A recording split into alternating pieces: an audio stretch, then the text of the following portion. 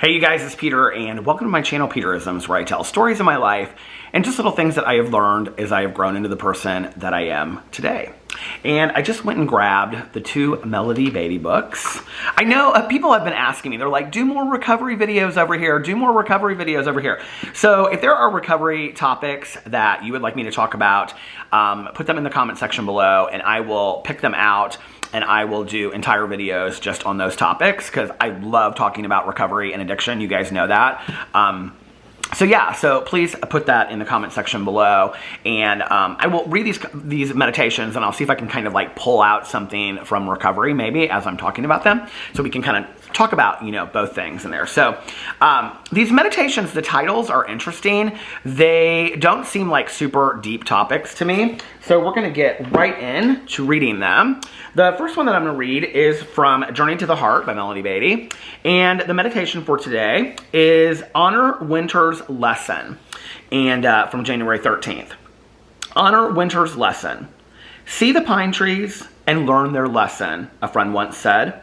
Pine trees are nature's reminder that growth continues even in the winter. Winter is an important season in our lives. It is more than a time of coldness and snow. It is a time of going within, a time to rest from the work that has been done, a time to prepare for the lessons ahead. Long for the sun on your shoulders, but let the frost and cold come. The ground has been left fallow in preparation for nourishing the seeds of new life. Honor winter's lesson. Despite the time of lifelessness and activity, this is still a season of growth. Trust what's being worked out in your soul. The snow will melt. The sun will shine again. The time will come to remove your heavy garb and return to the activity of life. Cherish the winter. Cherish its quietness, the time of going within to rest and heal. Cherish this time of preparation that must come before new life. Cherish the hope that lies beneath the snow. Interesting meditation, in talking about the difference between like winter and spring and summer, and living in the Midwest. I don't know where you live, but if you're somewhere like I live where it's cold in the winter, we actually, other than the bleak winter, the cold blizzard that went through a couple weeks ago around Christmas time, we really haven't had that bad of a winter. I think today it was, in the low 40s or something like that, which is, pretty average for winter in the Midwest United States. And but the last couple years, we typically haven't had a lot of snow. It's very bleak and it's very dreary and it's hard to get motivated because you look outside and it's kind of like I remember when I was younger, my mom would talk to me about like seasonal affect disorder, and she would say, she didn't call it that. She would just say, as you get older, it's hard to get really excited, when you wake up and it's so gray and dreary outside.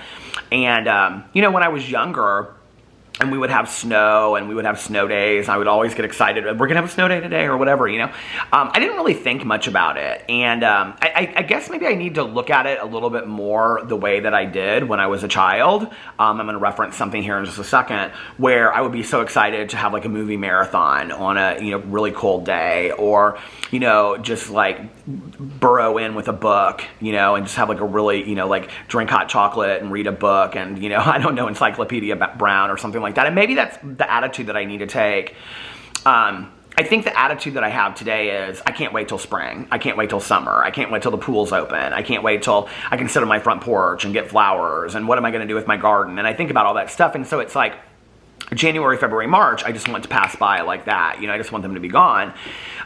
When in retrospect, a lot can happen in that time. And I love the idea of preparation, and in talking about that as well in this book, because I think there's a lot that we can do in preparing. It's not just about, bikini season and getting ready for bikini season. Although, if that's one of your goals, like mine, I don't want to be in a bikini, but to, get healthy and lose weight and things like that, I think this is a great time to do that.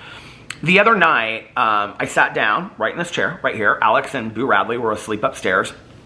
And I started watching this documentary on Netflix. It was the hatchet wielding hitchhiker. Do you guys know? Okay, so anyway, I was watching it, and I was like halfway through it, and I had some little snacks out in front of me, and I was just like sitting in the complete dark, and I was watching it, and I had just like this moment of just like, I don't know if you guys ever have this throughout your day where you have like peaks and valleys, but I had like this total peak of bliss where I was just like, oh my God, like I'm so happy and content right now in this moment, you know?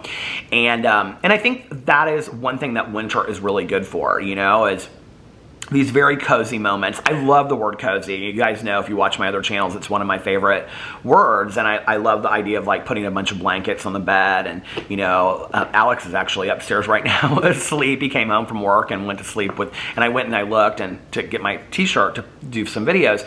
And Boo Radley was like curled in real close right next to him. And, you know, and I love that whole idea of being cozy and everything.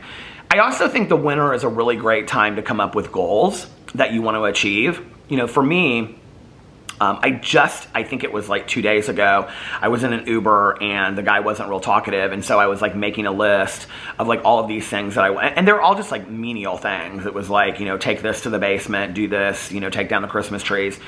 But then I also have bigger lists of like bigger goals that I want to achieve. And I think that the winter is a really good time to achieve those goals. And so make a list of things that you want to do.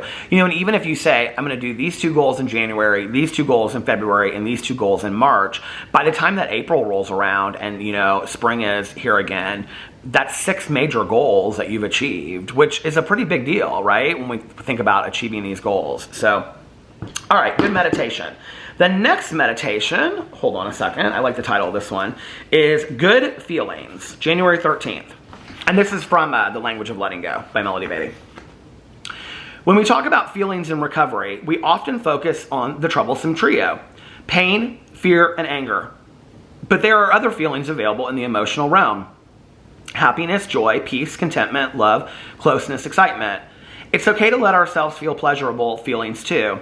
We don't have to worry when we experience good feelings. We don't have to scare ourselves out of them. We don't have to sabotage our feelings. We do that sometimes to get to the more familiar, less joyous terrain. It's okay to feel good. We don't have to analyze, judge, or justify. We don't have to bring ourselves down or let others bring us down by injecting negativity. We can let ourselves feel good. Today I will remind myself that it is my right to feel as good as I can. I can have many moments of feeling good. I can find a balanced place of feeling content, peaceful, and good. And I really love this meditation. You know, my gut goes to a lot of different things as I'm like reading these meditations. And I was actually thinking about, you know, when I worked in treatment and we would start the day every day, well, whatever groups we were doing, we would always start and, you know, go around the room and we would say like, I'm Peter, you know, and I'm an alcoholic and an addict, and today I choose to feel. And so we would have these, what do you call them, feelings charts on the walls. You can Google these and you can find them if you guys want to print them off yourselves. Google feelings charts and you'll see it'll be a bunch of pictures of like funny faces. There's all different kinds of charts, but what you realize is there's so many different feelings out there, you know, and it's so funny, this book is talking about it. It's like we only think about like pain, fear, sadness, you know, anger, happiness, joy, excitement, but there's like hundreds of feelings, right? And so, you know, just whatever, you know, you're feeling lazy, you're feeling, I don't know, complacent, you're feeling tired, you're feeling optimistic, pessimistic, you know, hopeful. There's so many feelings out there, right? And so to identify those feelings as you go through your day, I think to realize that we don't have to just feel joy or sadness, you know, or, you know, whatever those like different feelings are. It's like, I think often we feel that we have to feel one side of the spectrum or the other, which is not the case at all. We can feel all of these feelings, you know, and allow ourselves to feel all of these feelings. And I think one of the things about getting sober, you know, is I numbed my feelings for so long. I didn't really want to feel my feelings. And so when I got sober, you know, and I started realizing, okay, well, I do have this extreme feeling of sadness, or I do have this extreme feeling of pain, right? But then I would find myself with friends and I'd be like laughing hysterically to the point where I almost felt like I was going to pee myself or something, you know? And like that was like ecstatic joy that I hadn't felt in a long time, you know? And I would want that again. It was almost kind of like a natural high, so to speak. And so to start feeling all of these feelings again was just unbelievable, you know? And I think as we expand our emotional stretch and we allow ourselves to feel those feelings, like that's a really cool thing, you know, because then what we really realize is it's not just 5 or 6 different feelings that we go bounce back and forth from. It's this huge range of feelings. So anyway, good meditations for today. I like those. Let me know what you think in the comment section below. And like I said, please give me some recovery or addiction suggestions or questions if you have. If you are going through something or you'd like me to address something, I'm more than willing to do that in the comment section below. Let me know. And I will pick those out and start addressing them in here because I want to do a lot of addiction and recovery videos going into 2023. So I love you guys and I will see you tomorrow. Bye.